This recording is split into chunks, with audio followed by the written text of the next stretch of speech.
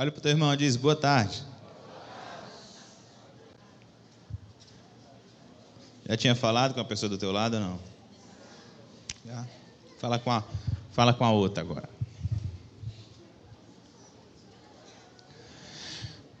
Gente, que bom estar aqui com vocês. Aproveita que você já está olhando para a pessoa do teu lado aí, continua olhando para ela. E diz assim, e aí? Ele disse o que para você? Isso é nóis. Pergunta para a pessoa aí, como é que está a vida?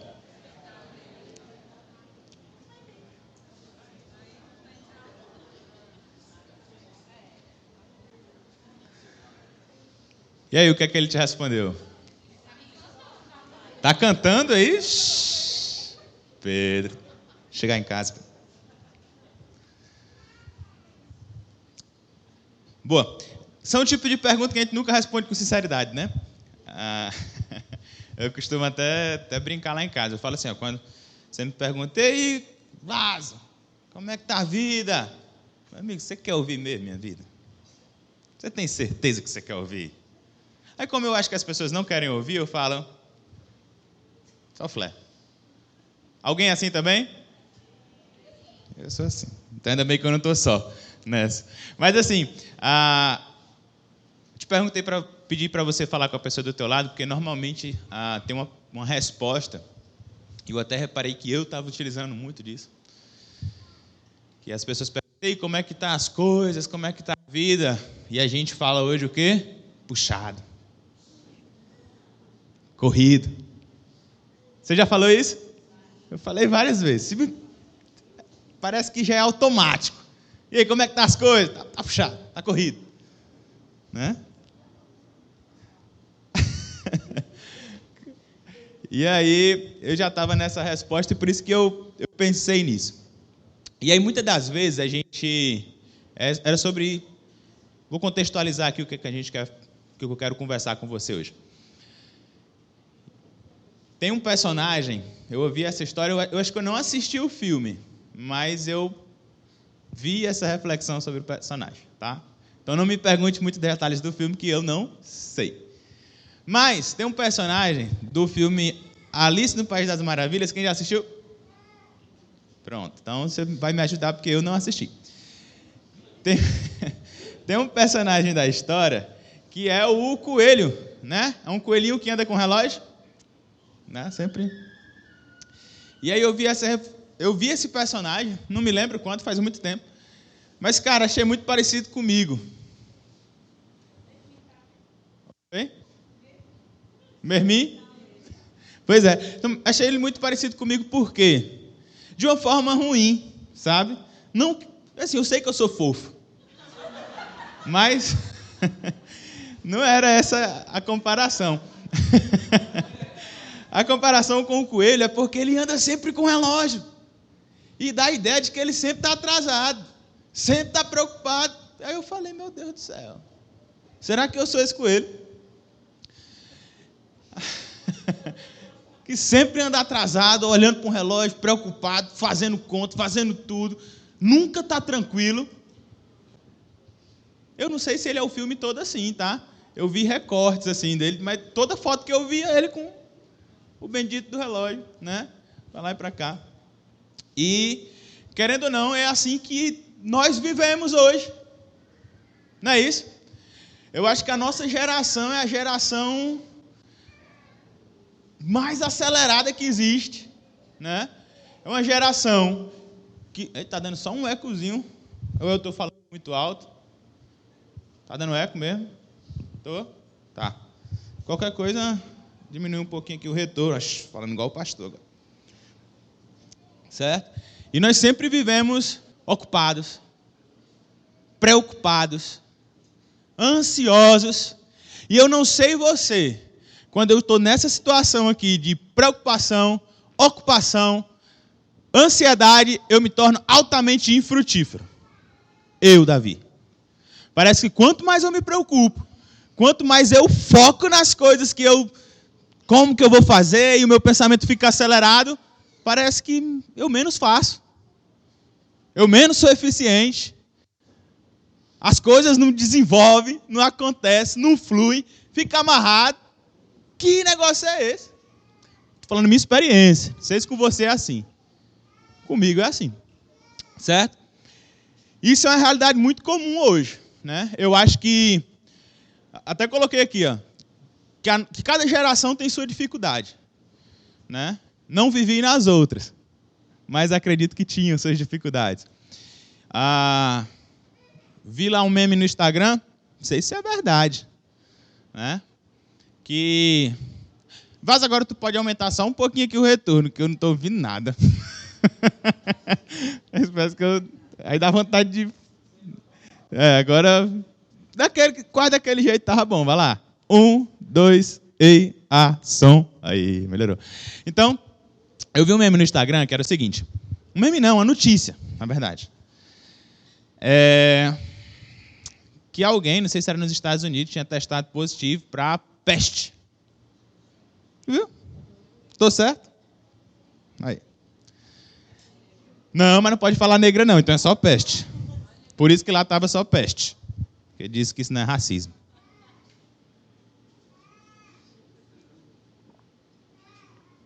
É cada uma, né? Então a peste agora não é mais negra. Só peste. E aí, não sei se você lembra, mas nos livros de história a gente estuda lá que foi uma peste que aconteceu muito tempo atrás e a galera morreu bastante por causa daquilo. Eu lembro, ó. Mas eu sei que há muito tempo atrás tinha uma doença que matava bastante, chamada disenteria. Alguém conhece? Alguém já teve? Mas hoje em dia não é mais um problema, correto?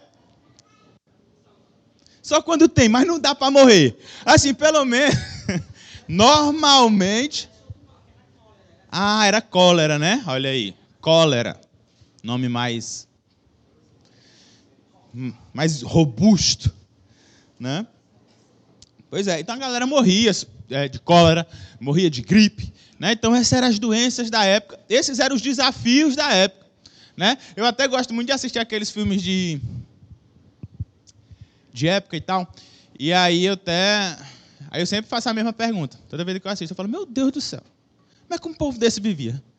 Sem hospital, sem nada, não tinha saneamento básico. Como é que funcionava se o cara pegasse uma gripe e morria? Era mais forte, né? Aí eu fico pensando como é que as coisas funcionavam. Mas cada geração tem o seu desafio. E o desafio da nossa geração, pelo menos pelo que eu tenho acompanhado, não é a cólera, não é a peste. Por incrível que pareça, também não foi o Covid, que a gente passou por isso, pelo menos passamos, e não foi. Mas o principal é a mente. Não é não? Eu acho que o principal desafio da nossa geração é o pensamento acelerado. E aí esse pensamento acelerado vem vários problemas. Eu não sei você, eu falo dormindo. Então... Milena disse que quando casou comigo... Mas assim, hoje eu estou falando menos, né, Milena? Eu só me tremo agora de noite, né?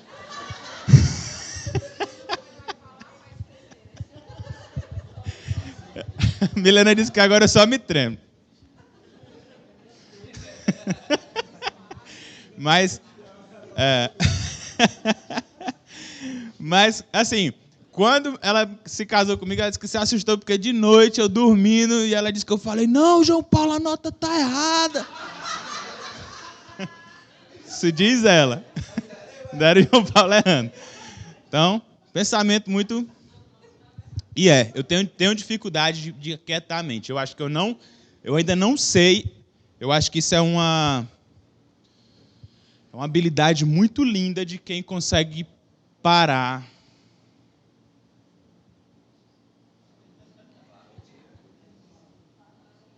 Não, vocês não acham difícil, não?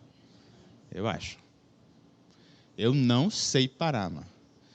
Parece que a minha mente ela está tão acostumada a fazer tanta coisa que quando eu paro, eu fico buscando alguma coisa para fazer, prestar atenção em alguma outra coisa, ou então mexer no celular, assistir televisão e fazer alguma coisa ao mesmo tempo. 3 coisas diferentes.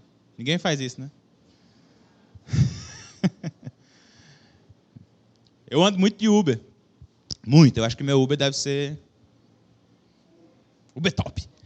Lá quando me vê. Mas, patrocino a Uber. Eu devo ter algum tipo de ação na Uber, porque o dinheiro que já foi para lá.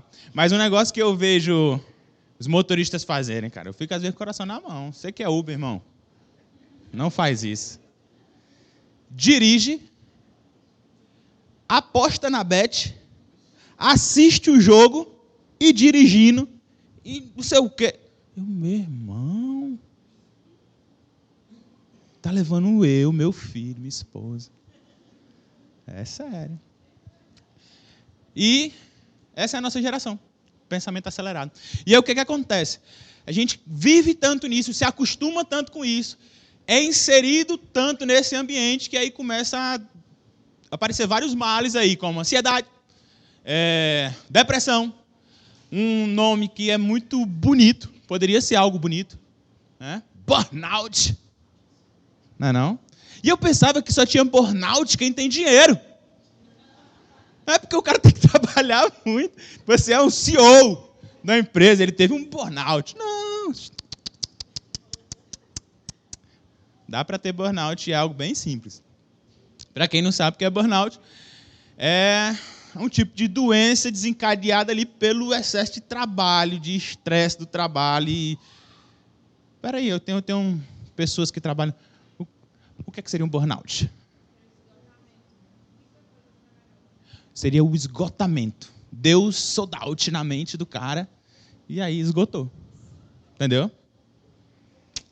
Então, vários problemas desencadeados desse tipo de pensamento acelerado da nossa sociedade, certo? E claro que muitos desses problemas, eu acredito, que seja através de muito estresse, porta de entrada, né? Problema hormonal, tipo depressão. Depressão pode ser um problema hormonal, você nem sabe.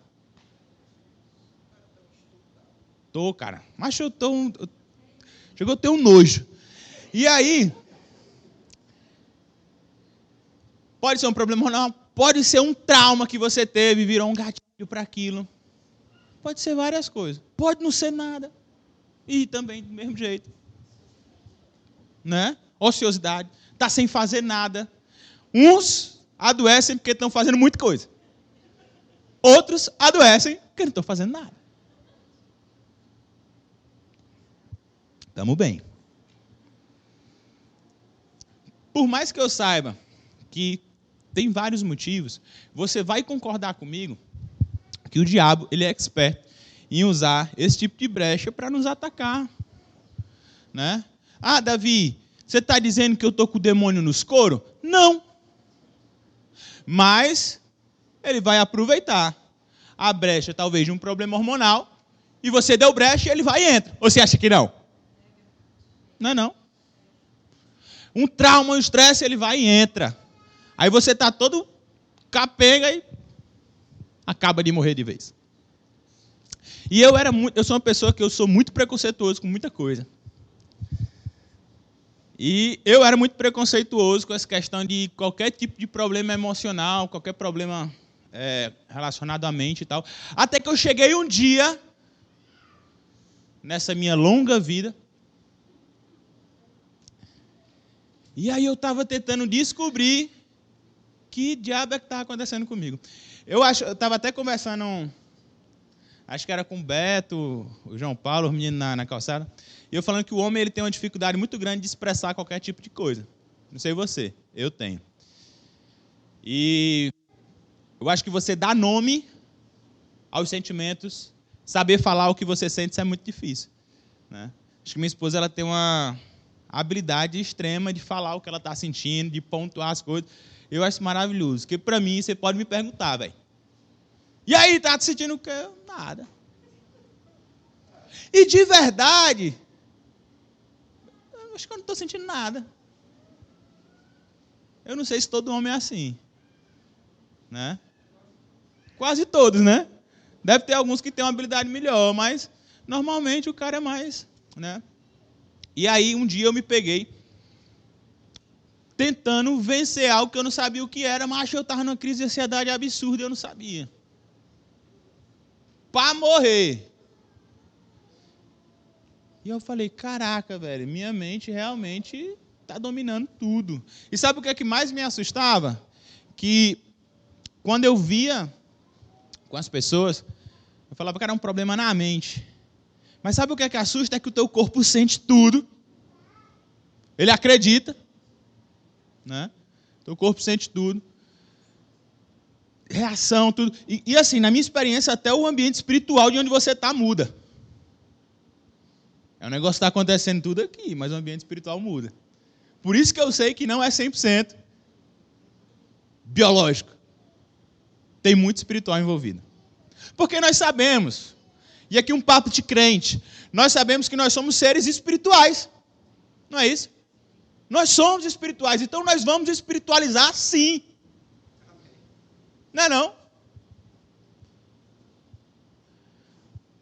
A gente tenta fazer tudo, colocar a culpa, a responsabilidade no nosso corpo, nas nossas reações emocionais, na mente e tal, mas no final nós somos seres espirituais. Não é o espírito que domina. Nós entendemos que nós somos espírito, nós temos uma alma e nós habitamos num corpo. Então o corpo ele não domina, só se você deixar. O corpo ele é apenas o veículo que te permite estar na terra. Quando o corpo morre, você morre junto? Não. Teu espírito não é eterno? Amém? Então, entendo muito que tem muita questão espiritual envolvida. E eu descobri, nessa trajetória, o seguinte, que a resposta de tudo está em Deus, na sua palavra. Olha que descoberta. E muitas das vezes a gente precisa ser lembrado daquilo que a gente já sabe. Por isso que eu vou fazer uma propaganda agora. Amanhã tem segunda aula da classe dos novos. Se eu fosse você, eu revisitava algumas coisas. Porque no momento que a gente julga que a gente não precisa das coisas,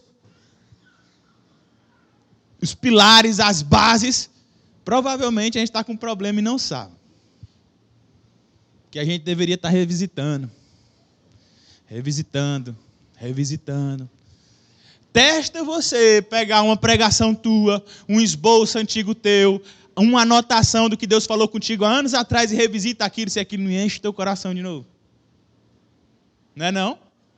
São verdades que te alimentam de novo. Eu acho que toda verdade que vem de Deus, ela tem poder para te alimentar sempre. Você deveria estar revisitando.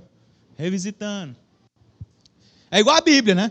Se a gente não precisasse revisitar aquilo que a gente já leu, aquilo que a gente já viu, a gente precisava ler a Bíblia só uma vez e jogar no mato.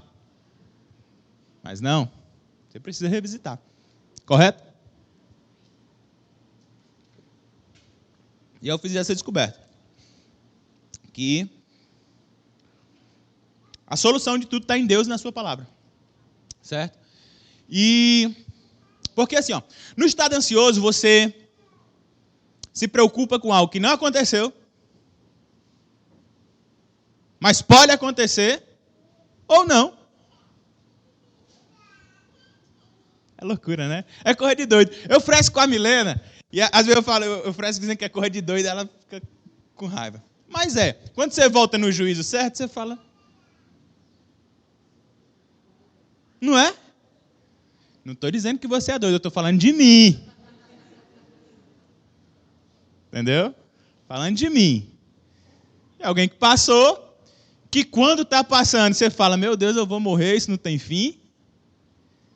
E o pior, parece que não tem... A primeira coisa que o diabo te rouba é a esperança.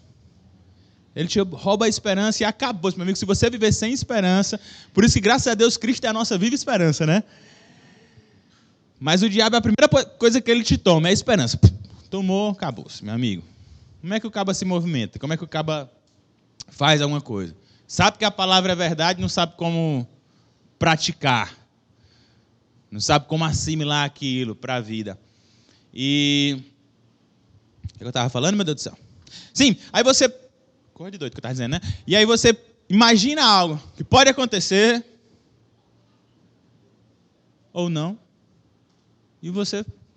E aquilo te toma, né? Tá, beleza. Teu corpo sente, teu corpo acredita. Você pensa naquilo de manhã, de tarde, de noite. Sonha com aquilo. Acorda pensando naquilo. Passa o dia pensando naquilo. E cada vez se torna mais verdade para você. E você continua se preocupando com coisas que não aconteceram. E sabe onde é que eu descobri que está a resposta disso que eu já tinha lido várias vezes? Que nós só precisamos de fé. Não que eu seja contrário a medicamentos. São bênçãos. O medicamento corrige muita coisa e remedia muita coisa. Mas eu acho que a cura completa é em Jesus. Entendeu? Quando você toma um medicamento, você pode ter uma recaída ou não pode? Pode. O medicamento pode falhar ou não pode? Pode. Quem aqui tem poder para te curar? É Jesus. Pronto. Espiritual. Eu acredito que seja assim. Então, se eu estou numa crise de ansiedade, penso numa coisa que pode acontecer, que não pode acontecer, eu preciso de fé, porque lá em Hebreus fala que a fé é o quê? É o firme fundamento das coisas que ainda não aconteceu. E a prova do que não se vê. A fé é a certeza daquilo que a gente espera. Então, se eu tenho fé, se eu sou da fé, eu sei que já aconteceu da forma que tem que ser. Amém?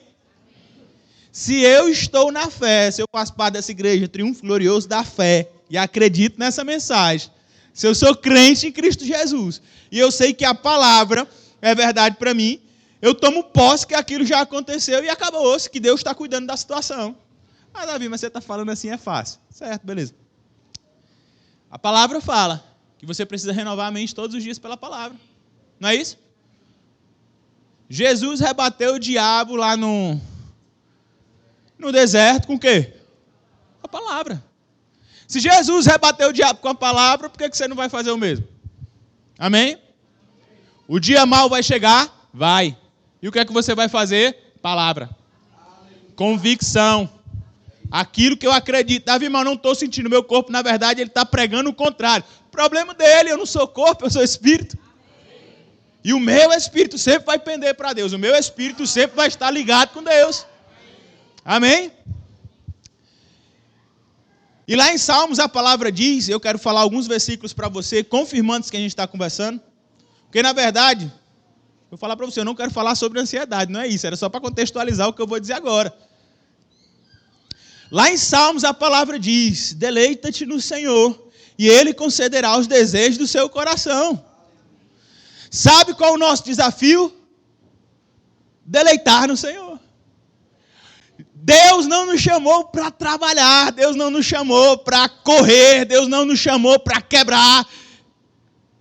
Às vezes também. Mas o maior desafio que Ele nos chama é para descansar e confiar. E esse é o que a gente tem mais dificuldade. Porque para nós é muito mais fácil a gente entender que a gente precisa fazer, quebrar, correr, trabalhar. Porque nós ainda estamos lá no Velho Testamento, quando eu tenho que merecer o que Deus fez por mim. Quando eu preciso de mandamentos para cumprir, para que isso seja assimilado na minha mente. E nós não entendemos que nós estamos num tempo que Deus fala, deleita. E eu vou realizar os desejos do teu coração. Em Mateus 11 fala o seguinte, vinde a mim todos os que estáis cansados, oprimidos, e eu vos aliviarei. Tomai sobre vós o meu jugo, e aprende de mim, e acharei descanso para a sua alma. Salmo 116 fala, volta minha alma ao descanso, ao repouso, pois o Senhor satisfaz bem. Isso aqui é a palavra do Deus que nós acreditamos. Provérbios 3 diz, confia no Senhor de todo o teu coração e não te estribes no teu próprio entendimento. Reconhece Ele em todos os teus caminhos e Ele vai endireitar as tuas veredas. Não te confias no teu próprio entendimento, que é só o que eu faço. Salmo 125 fala: os que confiam no Senhor são como os montes em Sião, que não se abalam, mas permanecem para sempre. Jeremias 17 fala: bendito o homem que confia no Senhor, porque será como a árvore plantada junto às águas, e no ano da sequidão não se afadigará, nem deixará de dar fruto. Esse é o nosso Deus. Essa é a palavra que nós cremos. Essa é a fé que nós defendemos. Amém? E essa fé nos chama para uma vida de descanso. E é um desafio. Isso é uma pregação que eu estou tentando conviver com ela desde o Quero Te Ver.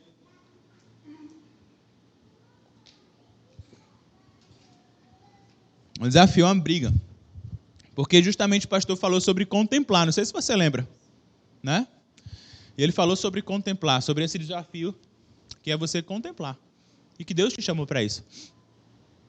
E não sei para você, para mim é um desafio extremo, né? Eu acho que eu viveria muito bem no Antigo Testamento, onde tinha os mandamentos para cumprir, tinha um manual, né? Faça isso. Mas tudo ali era só para provar que você não te salva. Que as tuas obras não são boas o suficiente para te salvar.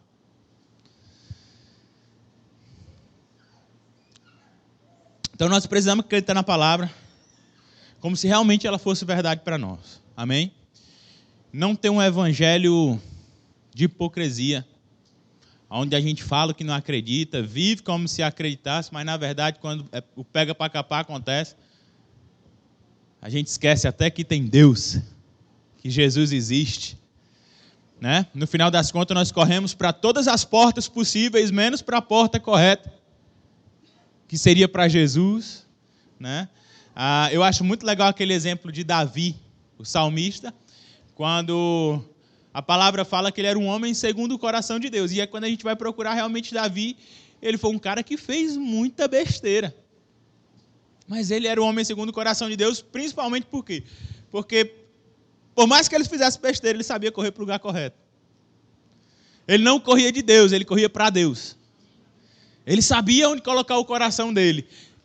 Isso é uma dádiva. Nós aprendemos a deixar o nosso coração no lugar correto.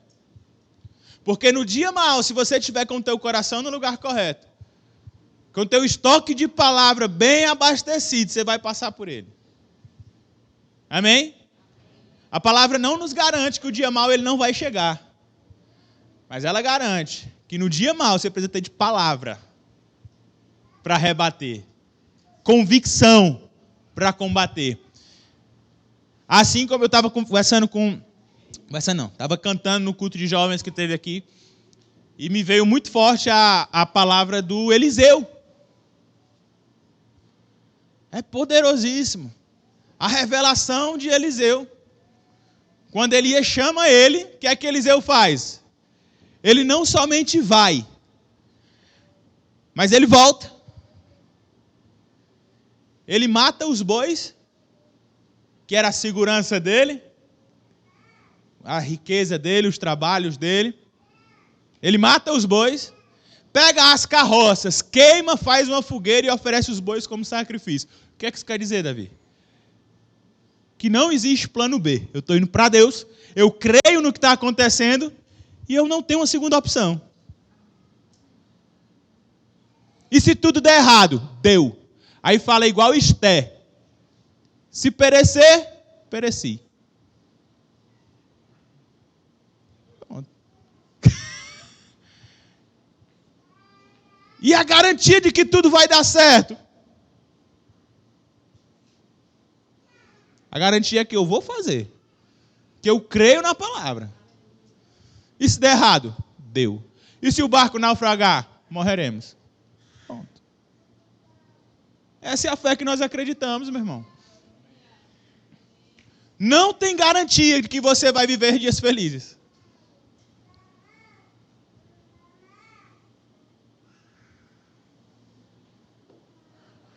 Que você vai viver uma vida fácil. Não tem. O pastor tem uma fala que é muito forte. E eu tento engolir como verdade. Eu sei que é, mas eu tento assimilar. que ele fala que nós deveríamos orar para Deus não nos dar, como é, Milena? A gente tem que orar para Deus nos fazer fortes e não felizes, né? O pastor tem essa fala que, para mim, pega muito. Eu acho que isso fala muito sobre a nossa postura. Que Deus tem que nos fazer fortes, não felizes, cara. A gente é porque a gente vive numa geração que a gente tem que estar sorrindo, mostrando os dentes direto. E se não for 100% agradável, eu não quero. Né? A gente é uma geração que tem que viver boas experiências. E não cumprir o propósito. E essa passagem de Eliseu pega muito. E é nessa fé que nós precisamos crer, aprender a crer. Porque uma coisa que eu estou reparando é que no Antigo Testamento existia um ciclo, não sei se você percebe isso. As pessoas criam em Deus, prosperavam, Deus fazia maravilhas no meio deles, eles cresciam, mas algumas gerações depois, ou alguns anos depois, eles começavam a se distrair, começavam a esquecer Deus, trocar Deus por outras coisas, e aí daqui a pouco eles não se lembravam mais de Deus, faziam o que era mal diante dos olhos do Senhor, e sofriam consequências por causa daquilo. E eram esmagados por causa daquilo. E aí quando eles estavam num sofrimento profundo, eles lembravam do Deus de Abraão, né? Aí se arrependiam de novo, Deus com sua eterna misericórdia perdoava. O que é que acontecia? Eles começavam a crescer diante de Deus, prosperar, as coisas irem bem, Deus fazer prodígios, maravilhas, se levantavam profetas, reis, e era maravilhoso e tal. Daqui a pouco eles começavam a esquecer de Deus novamente. Faziam o que era mal diante dos olhos do Senhor, trocavam o precioso pelo vil, e aí de novo eram esmagados, punidos e sofriam, até que, depois de tantos anos, se levantava um profeta e acontecia. Você já percebeu que o Antigo Testamento é assim? Deixa eu te dizer, nós estamos vivendo do mesmo jeito. Na nossa vida, com Deus. A gente conhece Jesus, prospera, cresce, maravilha, deleite, abundância. Daqui a pouco, distrações. Esquecemos do Senhor, trocamos Ele por outras coisas. Começamos a sair do propósito, daqui a pouco a gente começa a sofrer. Isso, sofrer aquilo, estamos ansiosos, não estamos felizes. Não ouvimos mais o Senhor, não sabemos por que estamos sendo esmagados, tudo está dando errado. Aí um dia, a gente lembra que tem um Deus que nos salvou. E aí a gente se arrepende e fala, meu Deus, tende piedade de nós e do mundo inteiro. Aí, Ele com sua eterna misericórdia, Ele vem e faz o quê?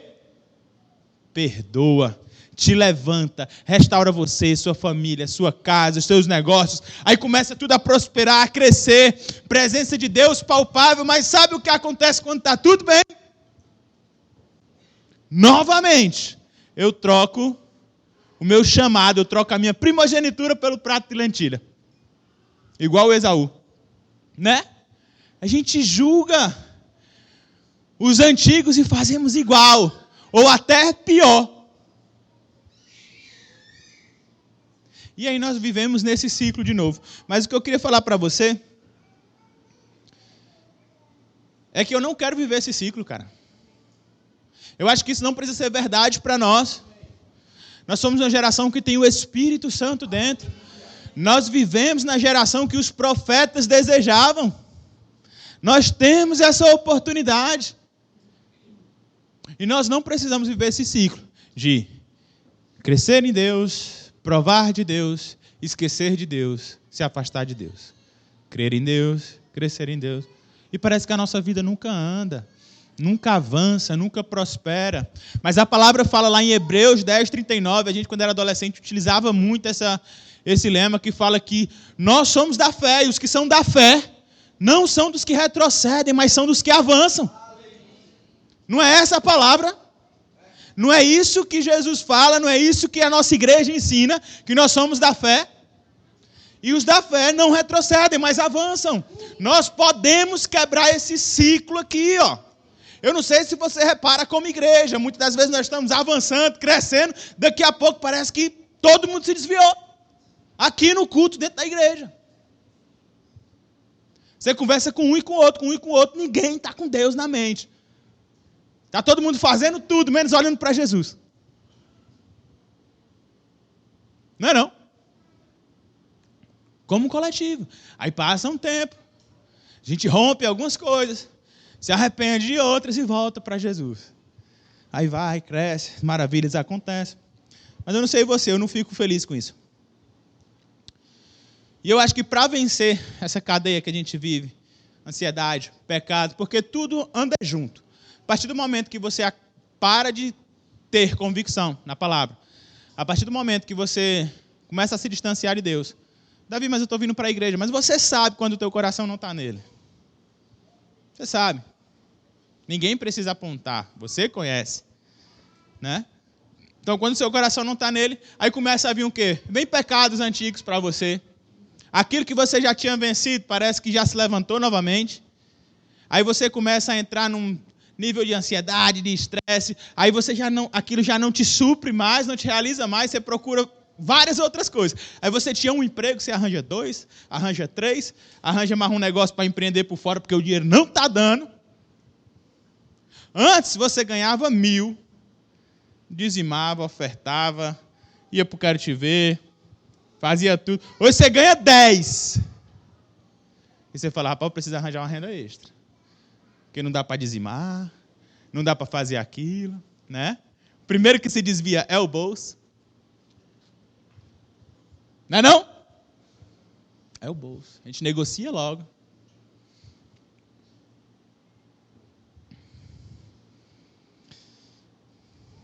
Então nós precisamos entender que a nossa confiança, o nosso descanso, está no Senhor.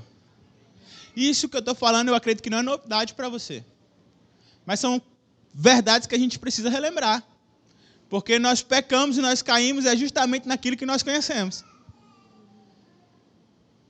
É naquilo que talvez nós já ensinamos, que nós já pregamos, nós já falamos e nós caímos naquilo. E a palavra fala sobre vigiar, se você está de pé, para continuar de pé. Então, mantém-se com os olhos na palavra, fixo no alvo que é Cristo, sem olhar. O pastor fala muito aquela questão da mão no arado, né? Colocou a mão no arado, não olha para trás. Todos que olharam para trás, deu ruim. Olha a mulher de Ló. Ela olhou para trás com saudade da cidade. Está lá até hoje. Não sei se ela está lá até hoje ou se a gente já fez um churrasco com ela. Mas ela virou sal, entendeu? Essa brincadeira que eu preparei. Amém? Então, a nossa confiança ela está no Senhor. E eu acho muito legal. A palavra ela traz aquela ilustração de que Ele é a videira e nós somos os ramos. E eu acho isso muito legal, por quê? Porque nós se achamos, porque nós somos ramos. Queremos confiar no nosso braço, sendo ramo. Sendo que o ramo fora da videira, ele morre. Não é isso? Ele só frutifica, ele só cresce, ele só prospera porque ele está na videira. É a videira que dá capacidade para ele fazer. Se você corta o ramo da árvore, ele vai morrer. Mas se ele for enxertado nela, ele vai crescer. Ele vai frutificar. Amém? Então, onde que está a nossa confiança? Onde que está o nosso deleite, o nosso descanso? É no Senhor. Ele é a videira. E ele fala, aquele que não der fruto eu vou cortar, mas aquele que der fruto eu vou cuidar, vou podar para que dê mais fruto ainda. Amém?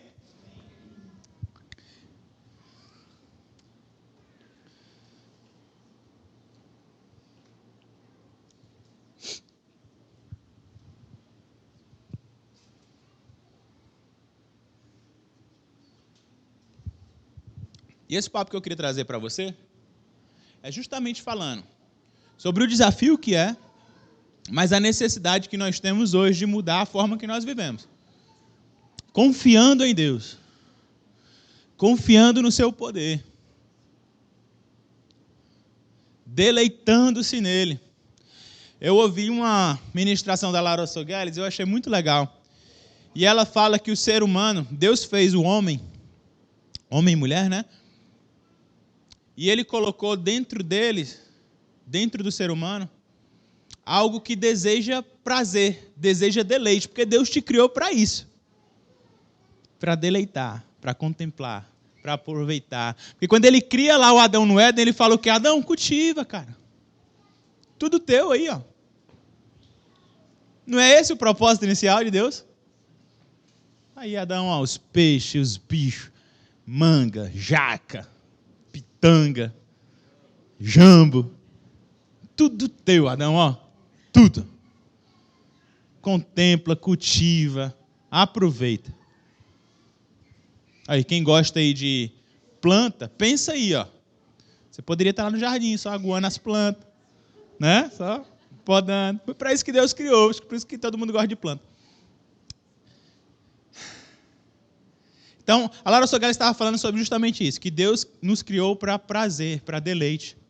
E aí, como a gente acaba não procurando o prazer e o deleite no lugar correto, por isso que a gente tem tanta tendência em se desviar, para tentar buscar prazer em outro lugar.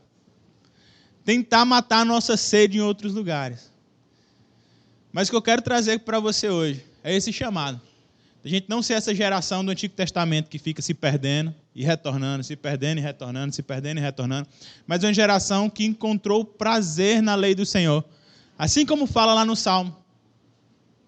Tenho prazer na lei do Senhor, nela medita de dia e de noite, de dia e de noite, de dia e de noite. E sabe o que é meditar de dia e de noite? É você pegar a palavra de Deus e pensar nela, assim como você pensa nos teus problemas. Meditar para mim é isso. É pensar em algo, assim como eu penso nos problemas. Quando você está ansioso, quando você está com algum problema, e você pensa naquilo de dia e de noite, você vai pegar a palavra e você vai meditar nela de dia e de noite. E a Bíblia garante que você vai ser como a árvore plantada junto a ribeiros de água, que dá o fruto na estação correta e as flores, as folhas não murcham. Eu não sei se você consegue ligar isso à tua vida, mas pensa numa vida onde você dá fruto na estação correta. Você é altamente frutífero e as tuas folhas não murcham. É isso que eu quero para mim. A palavra fala que é bem-aventurado, né? O homem que medita na lei do Senhor, que tem o seu prazer nela. Então, o desafio que eu quero trazer para você hoje é que a gente aprenda a confiar no Senhor. E não na força do nosso braço. É insano, é loucura, coisa de doido, a gente pensar que é mais fácil a gente confiar naquilo que a gente pode fazer no que Deus pode fazer. Não é insano? Mas é assim que nós vivemos. Né? Aí lá em casa eu adotei um lema agora para poder controlar algumas coisas. E aí pergunto para a Milena, meu amor, isso aqui a gente pode resolver? Dá para resolver? A gente consegue? Consegue. Então relaxa. A gente não consegue resolver? Vamos resolver. Ah, isso aqui a gente não consegue resolver? Relaxa. Não tem o que a gente faça que a gente consiga resolver. Descansa. Né? Não vamos se preocupar com o que a gente não consegue resolver. Né? Deixa com Deus que Ele resolve. Amém? Então eu queria que você ficasse de pé, vamos orar.